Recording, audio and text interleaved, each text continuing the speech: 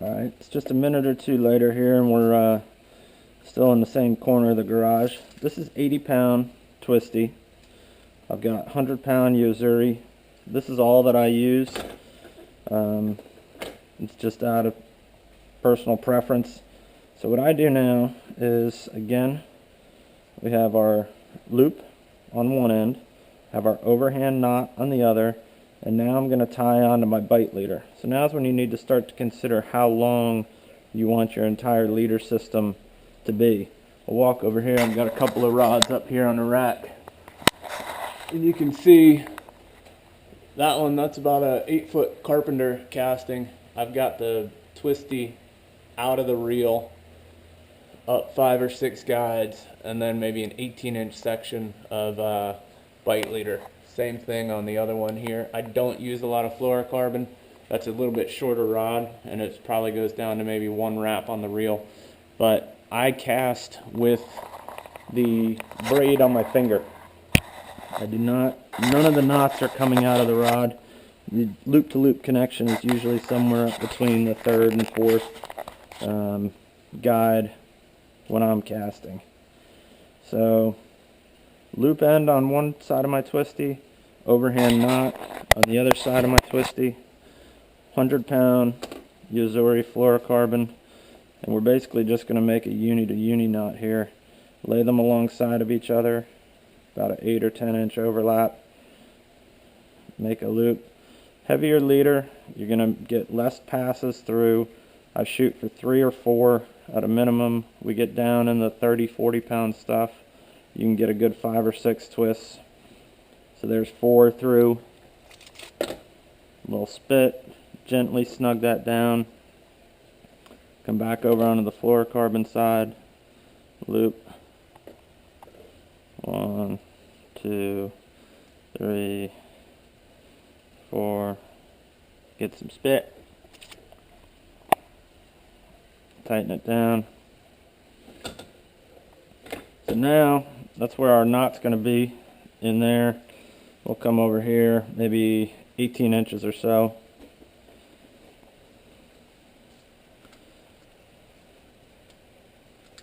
Snip that off. So your expensive fluorocarbon, you're maybe using 2 or 3 feet of it as opposed to 10, 12 feet for a wind on. So now we work on this connection here.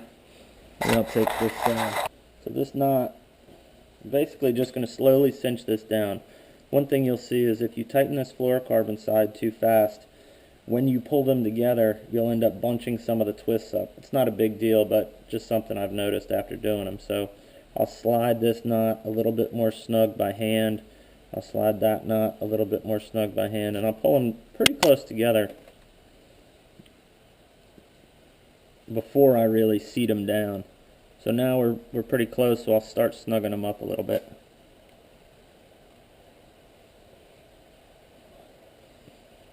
So give a bite on both ends.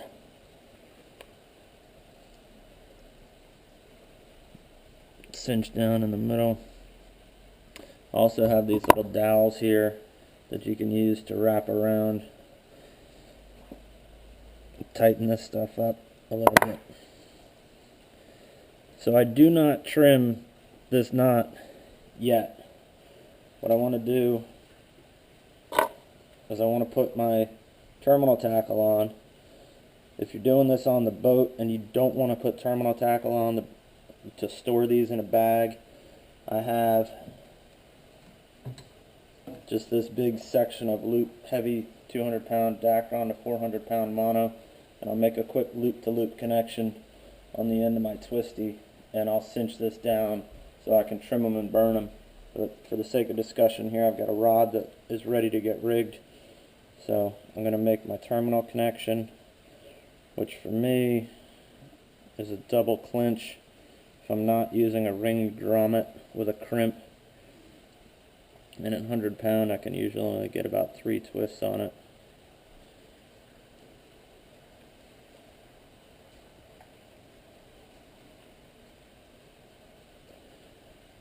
I'll grab a pair of pliers or something and snug this down.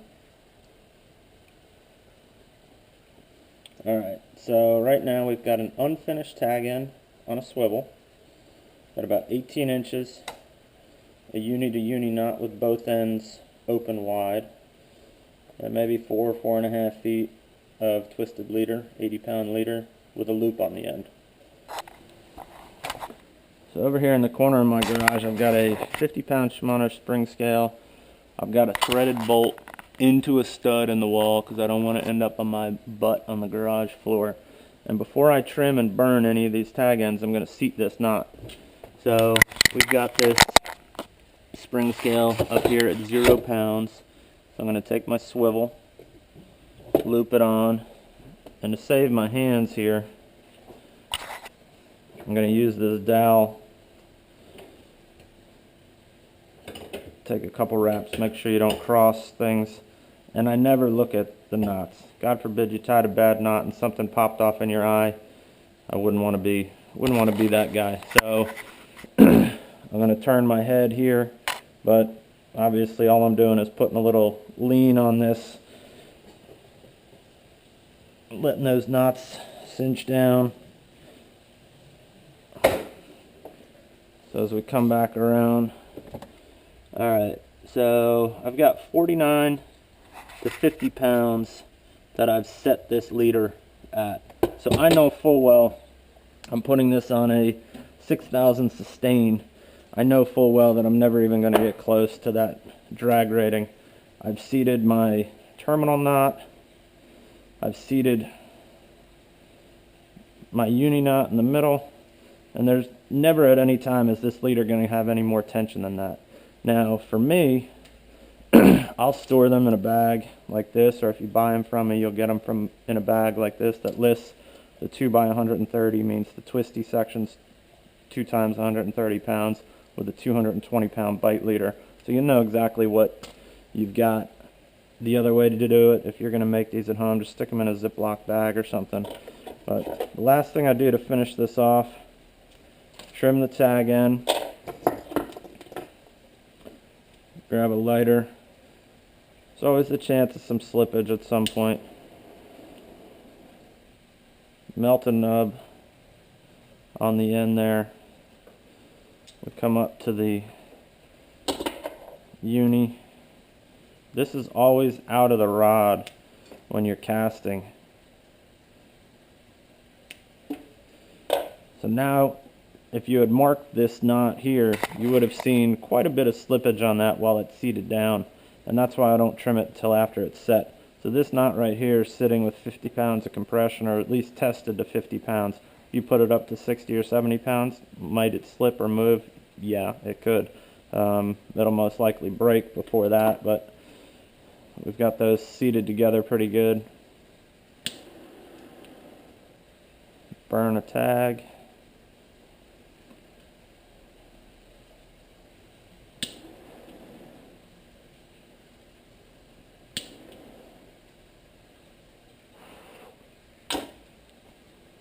Alright, so pretty much finished leader. Barrel swivel, nice ball bearing swivel, split ring. We've got a double clinch with a burnt tag end, about 2 feet of 100-pound fluorocarbon, uni to uni to a double 80-pound twisty, about 3 twists per inch on there, that finishes in a loop.